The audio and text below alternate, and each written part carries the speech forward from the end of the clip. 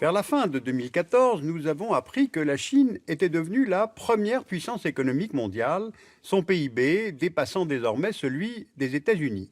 Très bien, mais quel PIB? Calculé comment? Et puis, le terme de puissance recouvre quoi au juste? Alors aujourd'hui, nous avons choisi un certain nombre de paramètres qui vont nous permettre de comparer plus précisément la puissance de la Chine et celle des États-Unis. Voici les États-Unis et la Chine. Ce sont deux géants géographiques et démographiques. Ils ont à peu près la même superficie. En revanche, les États-Unis ont une population de 320 millions d'habitants contre 1,4 milliard pour la Chine, soit 4 fois plus.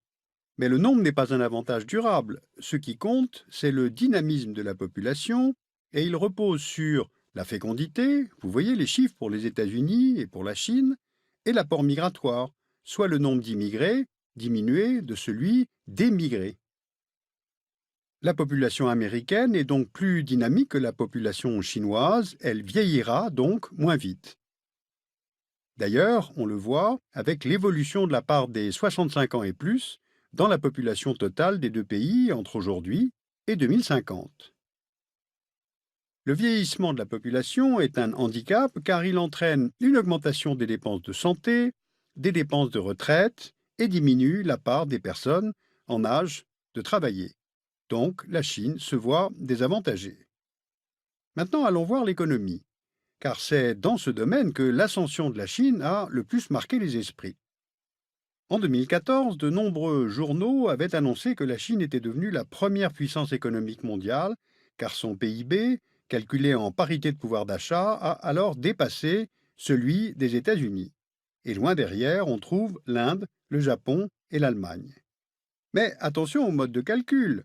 Si l'on regarde le PIB par habitant pour la même année, les États-Unis se retrouvent en 9e position et la Chine 84e position. Attention aussi à l'indicateur choisi, car le PIB ne permet pas d'évaluer le niveau de développement d'un pays, contrairement à l'indice de développement humain. Et avec cet indicateur, on constate que les États-Unis sont 5e et la Chine, sans Hong Kong, 91e. Enfin, la puissance économique, ce n'est pas seulement le PIB. Il y a aussi la place dans le commerce mondial. Et pour s'y faire une place, justement, la Chine a dû se plier aux règles de l'économie mondiale, aujourd'hui appliquées par la Banque mondiale, le FMI et l'OMC. Ces règles sont nées au Royaume-Uni et aux États-Unis. Elles correspondent au modèle économique classique du capitalisme financier, libéralisation des échanges et des flux financiers, ouverture des marchés, des régulations notamment. Et à partir de la fin des années 1970, la Chine s'est progressivement convertie à ces règles. Elle est membre de l'OMC depuis 2001, comme de nombreux autres États. Et la Chine est devenue la première puissance commerciale mondiale de marchandises, car en 2013, elle représentait 18% du commerce mondial de marchandises devant l'Union européenne et les États-Unis.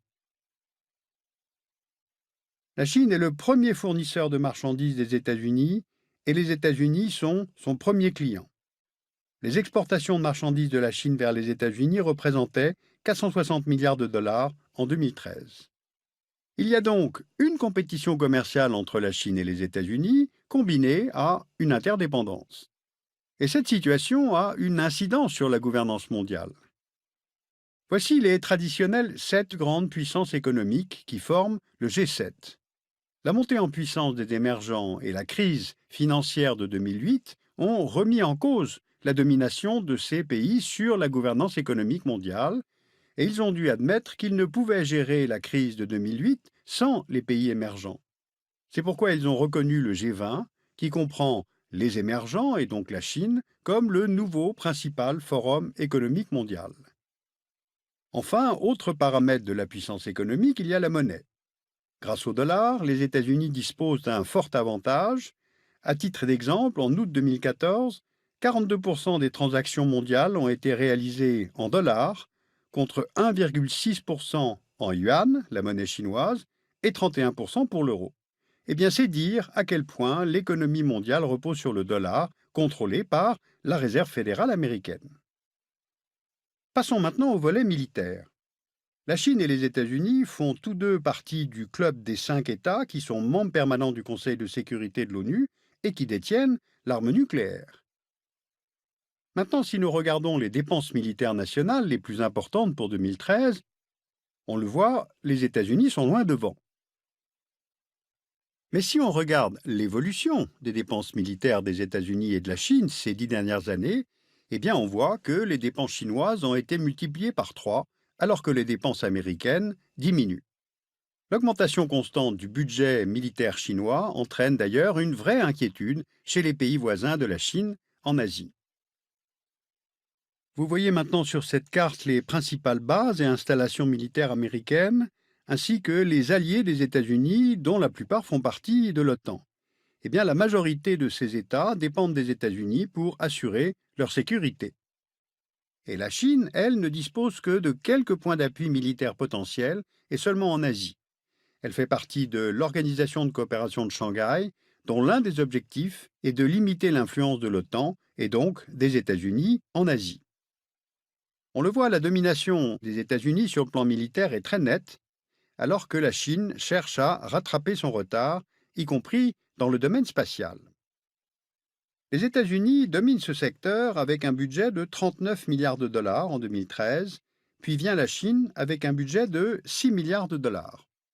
La Chine, en effet, est entrée dans le club très fermé des puissances spatiales en 2003, avec l'envoi dans l'espace du premier taïkonaute. Elle est ainsi devenue le 3e pays à envoyer des hommes dans l'espace par ses propres moyens, 40 ans après l'Union soviétique et les États-Unis.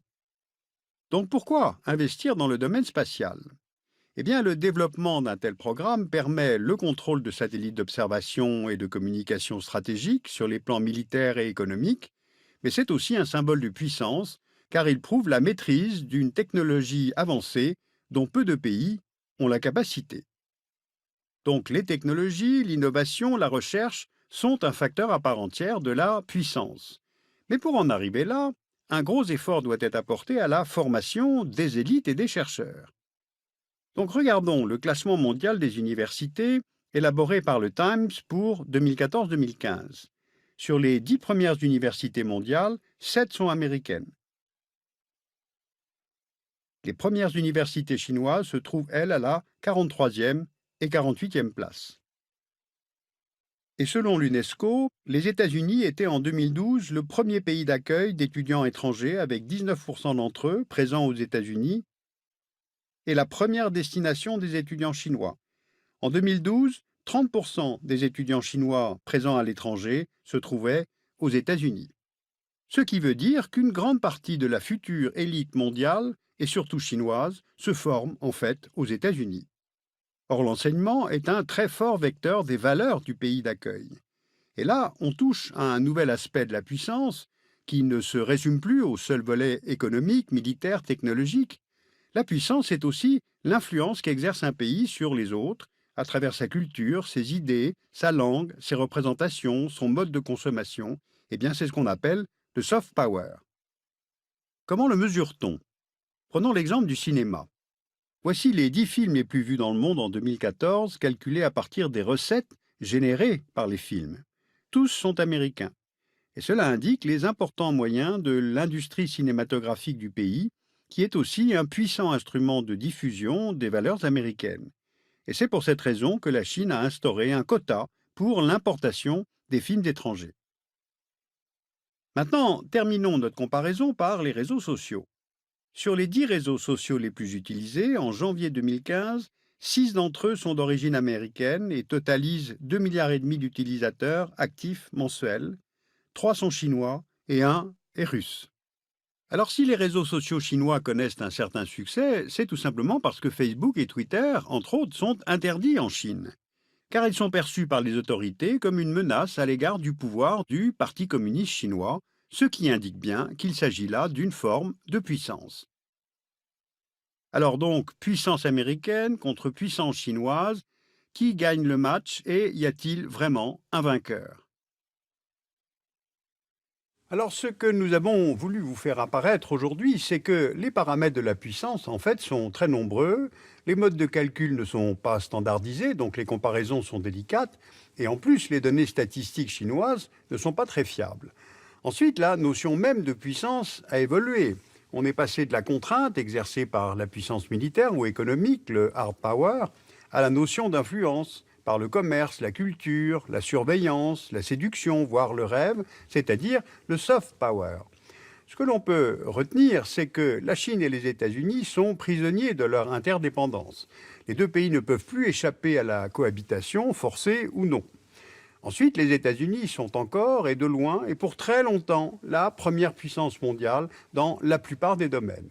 Et enfin, la Chine n'a pas pour ambition d'exporter un modèle, et encore moins d'assumer un leadership mondial. Donc l'idée d'un G2 ou d'une Chine-América, c'est-à-dire une gouvernance mondiale bicéphale, n'est pas pertinente.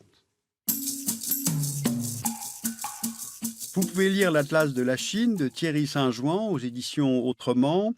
Et puis pour avoir une vue plus large, vous pouvez lire La puissance au XXIe siècle de Pierre Buller, publié par le CNRS, collection Biblis.